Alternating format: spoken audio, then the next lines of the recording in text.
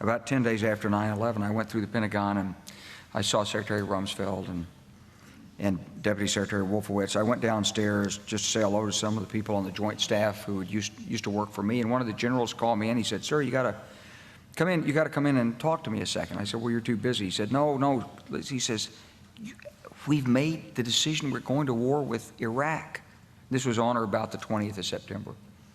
I said, "We're going to war with Iraq. Why?" He said, "I don't know." He said, "I guess they don't know what else to do." So I said, "Well, did they find some information connecting Saddam to Al-Qaeda?" He said, No. He says, "There's nothing new that way. They just made the decision to go to war with Iraq." He said, "I guess it's like we don't know what to do about terrorists, but we've got a good military and we can take down governments." And he said, "I guess if the only tool you have is a hammer, every problem has to look like a nail." So I came back to see him a few weeks later, and by that time we were bombing in Afghanistan. I said, "Are we still going to war with Iraq?" And he said, "Oh, it's worse than that."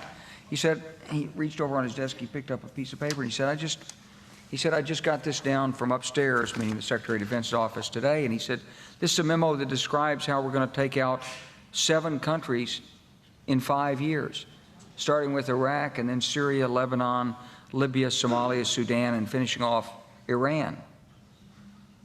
I said, "Is it classified?" He said, "Yes, sir." I said, "Well, don't show it to me." And I saw him a year or so ago, and I said, "You remember that?" He said, "Sir, I didn't show you that memo. I didn't show it to you." I'm sorry, what did you say his name was? I'm not going to give you his name. So